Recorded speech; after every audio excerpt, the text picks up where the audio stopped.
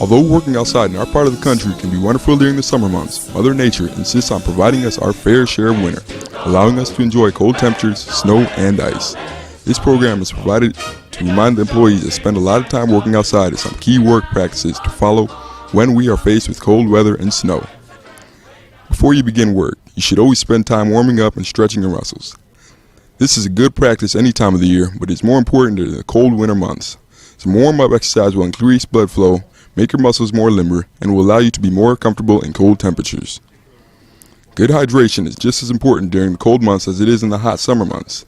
Although you probably won't find yourself dripping sweat during the winter, your work will dehydrate you and you should take regular breaks to replenish your fluids.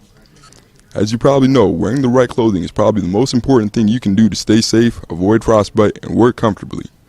Wearing several layers is key. Wearing the inner layer of clothing such as thermal underwear, something that fits tight to the skin, wicks away moisture, is breathable, and comfortable is essential.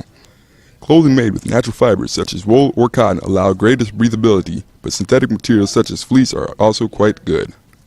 On top of your inner layer, you should wear 2 or 3 additional layers according to the temperature. One of the layers should be insulated layers such as fleece or down jacket. Insulated pants or fleece-lined pants go a long way toward keeping you comfortable throughout your work shift. Because of the dexterity needed to operate the gun, material handlers won't be able to wear really thick insulated gloves. But you should be wearing gloves with liners or insulated gloves, and you should strongly consider putting on a dry pair after several hours if it has been snowing or raining, or if you are working in wet conditions. Your feet carrying all of your weight and being in regular contact with the cold ground have to be well protected, and keeping your feet warm will help your entire body stay warm. You should be wearing wool or thermal socks or insulated work boots. Spending a few extra dollars on socks or work boots may serve you well. Similarly important is protecting your head and face. A good stocking cap that covers your head and ears is highly recommended. However, many employees find that wearing a full face mask that gives extra protection to their head, protects the face and nose, and provides protection to the neck is a really good idea. If you struggle with the glare from the snow, you might want to consider using yellow tinted goggles with anti-fog ability. The yellow tint reduces the glare when outside, but you also works transitioning from working outside to going into a warehouse. Areas by doors should be shoveled and salted and be attended to regularly as the weather requires. Keep an eye out for buildups of snow or icicles that can fall down.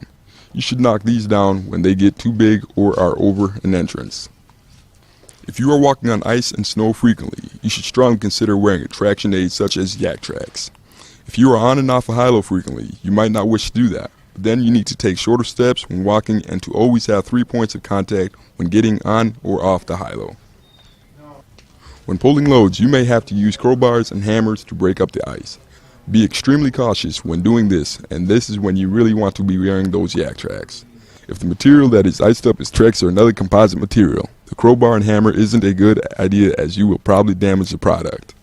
Shaking or wiggling Trex or other composite materials is one technique that works. Your coworkers can tell you some others. Keep in mind that the forks on your high-low will be slippery and you will have to drive slower than normal, especially on uneven surfaces to avoid dropping a load. If your job includes driving a truck, wearing proper attire is just as important, and given the possibility of being stuck out in the cold weather for a while, having some water and an extra coat to keep you warm should strongly be considered. And driving slower than normal when there is snow and ice on the roads is very important. Our customers certainly want our products delivered on time, but they don't expect us to risk an accident, injury, or sliding off the road when doing so. So remember to drive according to conditions. Your safety and the safety of the general public is our highest priority. In summary, the winter weather brings us many challenges, but they are the ones that can be effectively dealt with. Wear several layers. Protect your fingers and toes by wearing insulated gloves and work boots. Cover your head and face.